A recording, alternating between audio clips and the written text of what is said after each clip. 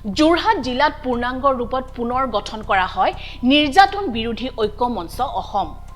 উল্লেখযোগ্য যে সমগ্ৰ অসমতে 2008 চনৰ 25 এপ্ৰিলত এই সংগঠনটো স্থাপন কৰা হৈছিল।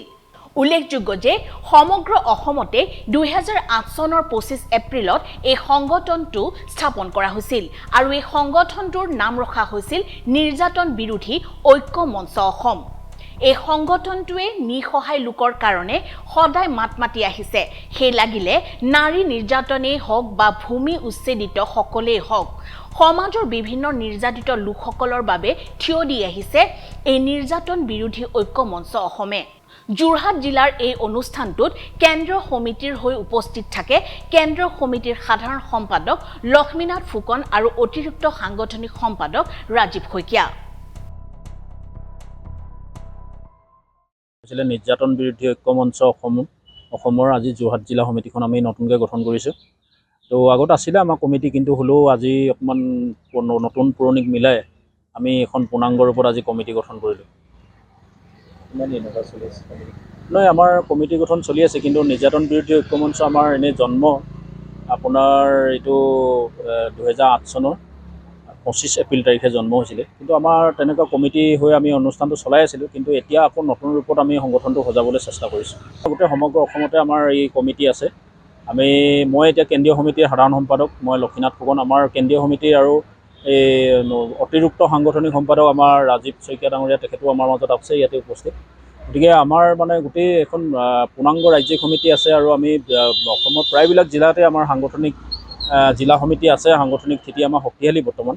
আমাৰ প্ৰধান 1 নম্বৰ লক্ষ্যটোৱে হৈছে যে আমি ভাৰতীয় সংবিধানৰ গণ্ডিৰ ভিতৰত থকা 370 আৰু 371A এই যিকেইটা দাবী আমাৰ আগতে ইয়াৰ পূৰ্বতে যিটো জম্মু কাশ্মীৰত লাগু হৈ আছিলে, এতিয়া আমাৰ চুবুৰীয়া ৰাজ্য অৰুণাচল প্ৰদেশ, নাগালেণ্ড, আপোনাৰ এইটো মেঘালয় আৰু মিজোৰামত এই এতিয়া ৰাজ্যকেইখনত যেনেকৈ ভূমি সম্পদ আৰু ইনাৰ লাইন পাৰ্মিটৰ অধিকাৰ, গতিকে সেই ৰাজ্যবিলাকে সংশ্লিষ্ট ৰাজ্যবিলাকে ভোগ কৰি আছে।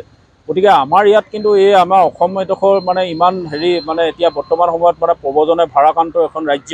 গতিকে এই যিকেইটা অধিকাৰ, ভূমি সম্পদ আৰু ইনাৰ লাইন পাৰ্মিটৰ অধিকাৰটো আমি ভাৰতীয় সংবিধানৰ ভিতৰৰ বস্তু এটা, ভাৰতীয় সংবিধানৰ 370 আৰু 370A ধাৰাত অনুচ্ছেদত থকা যিকেইটা ভূমি সম্পদ আৰু ইনাৰ লাইন পাৰ্মিটৰ অধিকাৰ, এই অধিকাৰকেইটা আমি প্ৰথমতে দাবী কৰিছোঁ। আৰু দ্বিতীয় দাবীটো হ'ল যে আমি একচুৱেলি নিৰ্যাতন বুলি কওঁতে আপোনালোকে গম পাইছে, নিৰ্যাতন বিৰোধী ঐক্য মঞ্চ এই গোটেই সংগঠনটো আমাৰ আচলতে নিৰ্যাতিতসকলক লৈয়ে আমি এই সংগঠনটো গঠন কৰিছোঁ। আৰু আমাৰ যদিও আমি এই সংগঠনটোৱে সকলো নিৰ্যাতিতকে সাঙুৰি লৈছোঁ, যেনে ধৰক নাৰীৰ নিৰ্যাতনৰ পৰা আদি কৰি যে ক'ৰবাত সীমা বিবাদ হৈ নিৰ্যাতিত হৈছে বা কোনো চৰকাৰী ভূমি চৰকাৰে উচ্ছেদকৰণৰ নামত বিভিন্নজনক বিভিন্ন সময়ত ঘৰ বাৰী তেওঁলোকক পুনৰ সংস্থাপন নকৰাকৈ ঘৰ দুৱাৰ ভাঙি যিসকলক অত্যাচাৰ কৰা হৈছে সেইসকলকো আমি সাঙুৰি লৈছোঁ।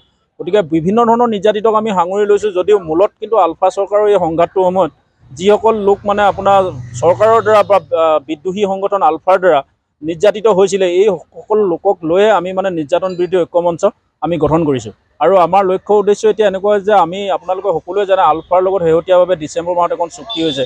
এই চুক্তিত 5,000 কোটি টকা তেওঁলোকে পুনৰ সংস্থাপনৰ কাৰণে এই চুক্তিৰ যোগেদি দিছে তেওঁলোকক।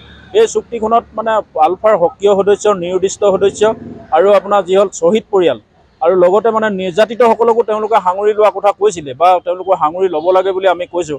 গতিকে যিহেতু তেওঁলোকৰ এই সংঘাততে আমাৰ বহু মানুহ নিৰ্যাতিত হ'ল আৰু বহুতে হয়তো এতিয়া সৰ্বশান্ত হৈছে, ঘৰ দুৱাৰ এৰি হেৰুৱাই, বহুতে তেওঁলোকৰ আত্মীয় স্বজনকো হেৰুৱাইছে বা বহুতে মাৰ ধৰ খাইছে, জীৱনৰ কাৰণে ঘূণীয়া হৈছে।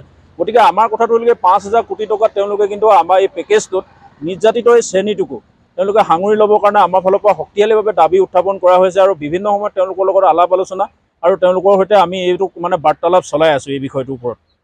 এইখিনিয়ে আমাৰ প্ৰধান দাবী দিয়ক।